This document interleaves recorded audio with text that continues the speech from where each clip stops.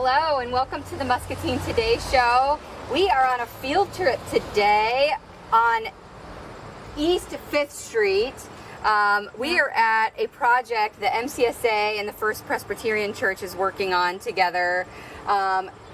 I don't know, it was probably a couple months ago that we visited just down the road a little bit, another project that you guys are working on as well. But today we are here, we're going to kind of tour another one. This is actually not just a single family home, but is there 5 units in this home? It's a 5-plex. That's awesome. So we're just across from the Come and Go right downtown. And so a really great area for families who maybe walkability is important for a lot of these families. So a lot of access to important places that they can walk to. So let's talk a little bit about this project in particular, and again, just some of the stuff that you guys are doing with housing at MCSA, so that people who may not be familiar with that program that you guys have started, really that whole initiative, we'll kind of dive into that and then dive deeper into what you're doing here with this 5-plex. Yeah. So recently MCSA has kicked off our Revitalize Muscatine housing initiative, working to preserve and add to the amount of workforce housing in Muscatine. Workforce housing, you might have heard people say affordable housing, but we're really talking about housing that you can work a job and receive a paycheck and still be able to afford your housing and your other basic needs. The word affordable can look different across the board, but we're looking at workforce housing, people that are working that can be able to afford the cost of their rent and have it not eat up their entire budget. Sure. So we've been targeting different areas. We've just been really interested in the downtown area, especially since MTSA is downtown. There's some local factories downtown, schools close by. It seemed like a good area for opportunity. So this place we're at right now, our 5th Street apartment complex, is also located downtown. MCSA purchased this building from Zion Lutheran Church a few months ago. They had it as affordable housing too, and then they just needed some maintenance to be done to it, and they were getting ready to sell, and so we saw this as a really good opportunity since MCSA was providing the property management already, and we had known some of the tenants already. So we purchased this building from them, and then we've been working with First Presbyterian Church to bring in some volunteers and bring in some other eyes and some expertise to get this ball rolling on this project. Sure. Like you said earlier, a couple months ago, we were at our 6th Street house, which is designed to be a single-family home. Yeah. This place is a 5-plex, and it's mostly set up for single adults living on their own. But we are in the process right now of taking out some demolition has happened already, so we've done a lot of the removal, and then now we're working on painting, fixing the walls up. We just had all the bathtubs resurfaced, and they look really nice. And then we're getting ready to start some exterior work out here. The construction industry is a little delayed right now, along with everything else, but we're looking forward to be able to get some exterior work done too. Sure. Before the weather changes. We're in Iowa, so we got to get all that stuff done before the weather gets cruddy out. So. Awesome. So I think the last time we spoke, we talked a lot about how as much as possible, we try to use volunteer work, for any of those projects that we can. But obviously things like electrical and, some of those jobs, plumbing, has to be done by professionals. Sometimes you can find a volunteer to do those, but sometimes those are hired out. And that's done through some grants and stuff, I assume, that you guys get. Is that how that's kind of done? Yeah, and we had an article in Discover Muscatine I want to say a month or two ago. Yep. But we had received some funding from the Carver Trust from a grant, and then we've been doing some fundraising on our own, and then reaching out to local churches and local groups and seeing if they want to have a stake in this project too. So some of the work is carried out through fundraising, and then obviously volunteering is a cost saver, but we just love to meet people too and get more people involved in the project so they can see what's going on and see what our vision is, and then educate them and get them a little more updated on what this project's really trying to do in the end and what our goals are. Absolutely. So tell me a little bit about this particular property. You mentioned things like some work that needs done outside. Is it a complete demo inside for the most part, or are some units different than others? You mentioned resurfacing tubs and stuff, but how much time is it going to take to really get this property ready to go? We aren't expecting it'll take too much longer. We've kind of learned throughout COVID to be flexible with the timelines, but it's not like this building needed to be like fully gutted and like fully rebuilt. Like a lot of it was in pretty good shape. There's a couple units where we took out some parts of the floor and we're putting new floor in. There was some like the design of the kitchen could be redone to like give the tenant more space, and just updating it and making it more like user friendly. So we've done a little bit of that, and then the volunteers have helped like patch some like dings in the walls. There's a deck out back that we're going to take down and put in a new one, and then like outside we're going to reset the retaining wall, and then do some of that. The concrete steps and stuff need to be leveled out a little bit more. Sure. And then we also plan to redo some siding, so it'll get a facelift on the outside and it'll look nice and fresh and clean. Very nice. Cool. Well, we're going to kind of take you through the house and show you some of the units and what they look like and some of the work that's already been done. But very cool, just the project and the partnerships that already have happened.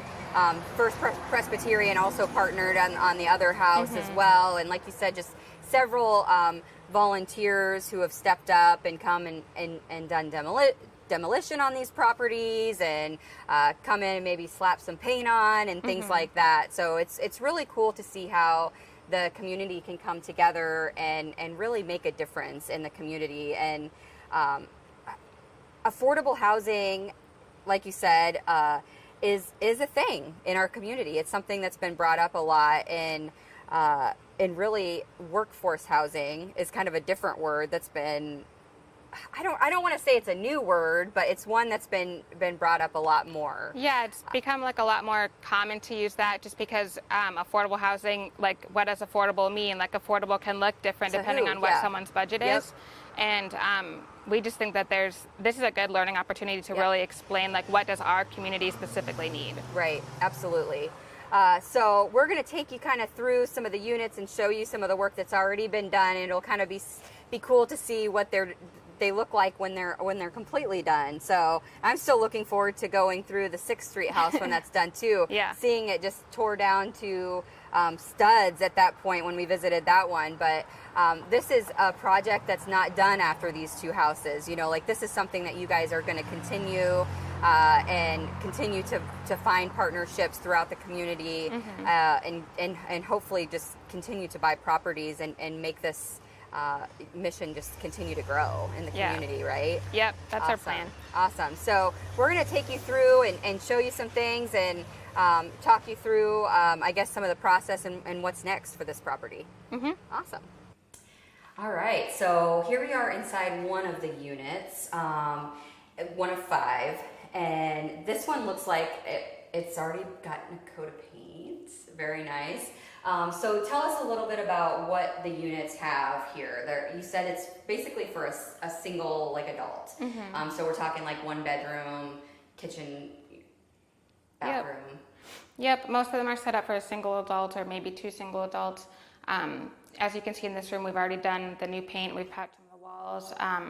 We've noticed that some of the more like affordable complexes in town haven't really had much of like a update over the years, so we're trying to go with like more neutral like colors and things like that are in, so that way they can kind of feel like their apartment's like, you know, one of the more trendy ones.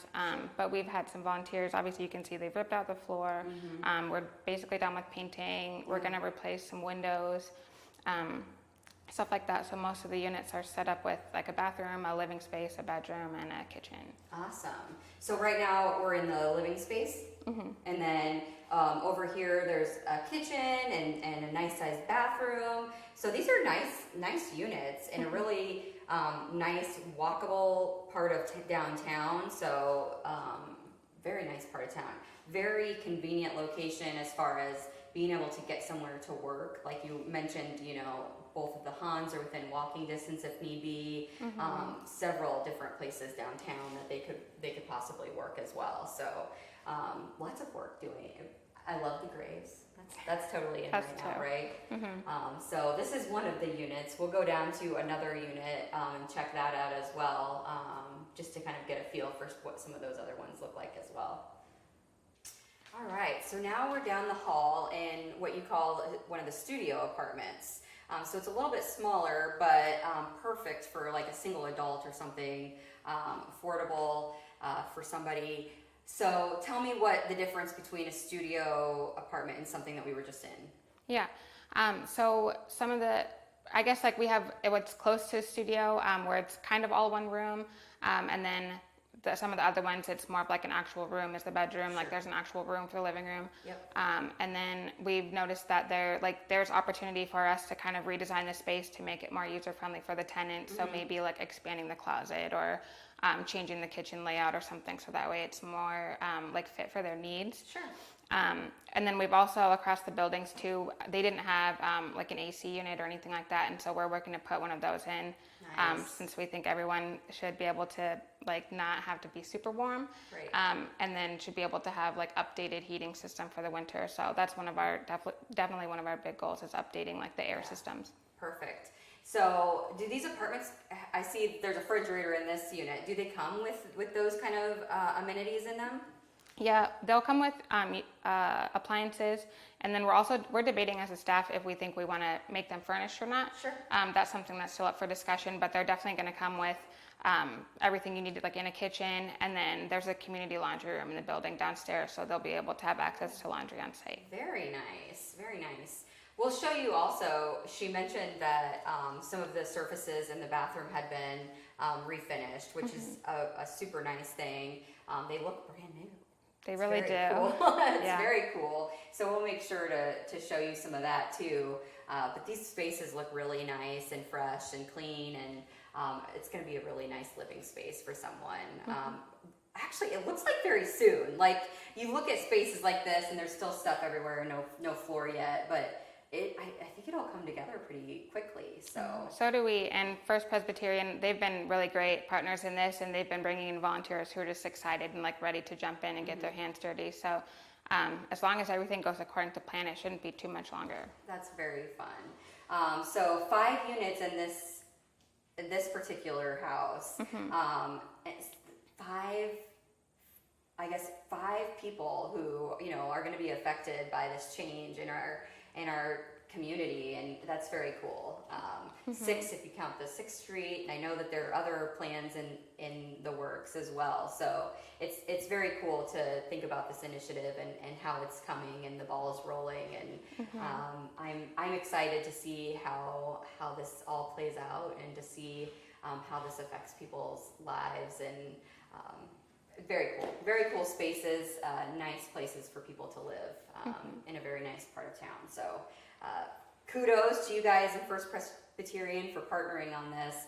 I look forward to seeing them when they're all finished. So you'll have to at least send us pictures or bring them in next time you guys visit if we can't make it back down. But these are very nice. So thank you guys for coming along on the field trip. If you want to volunteer to come and work in one of the units and one of the houses that they have that they're working on, get a hold of mm-hmm. Jenny at MCSA, and she can hook you up and let you know how you can be a big help in one of these projects. So yeah, we're really active on our Facebook page too, and so like that's a good way to reach us, or calling, or just stopping in. Mm-hmm. We're always excited to take on new people and explain, at least at the very least, just show them our projects and like let them know what we're up to. So we're always welcoming that. Yep, awesome. Thank you so much for tagging along with us all on our little field trip downtown Muscatine to the East 5th Street project here with MCSA and First Presbyterian Church. We're excited. Thanks, Jenny, for being on the show today. For having me. Appreciate it. I am glad that you guys joined us. We will see you again tomorrow, but until then, remember that kindness is free, so spread that stuff wherever you go. Here at Total Muscatine, we believe it's important to be strong supporters of our local community. And that's why we donate thousands upon thousands of dollars to local Muscatine charities each year. It's the reason why all of our employees are local to the area and have a vested interest in our community. Even Daisy and Dilly keep it local by visiting the local dog park. So remember, when you shop Total Muscatine, you're not only sure to get great service, but you're here also supporting local.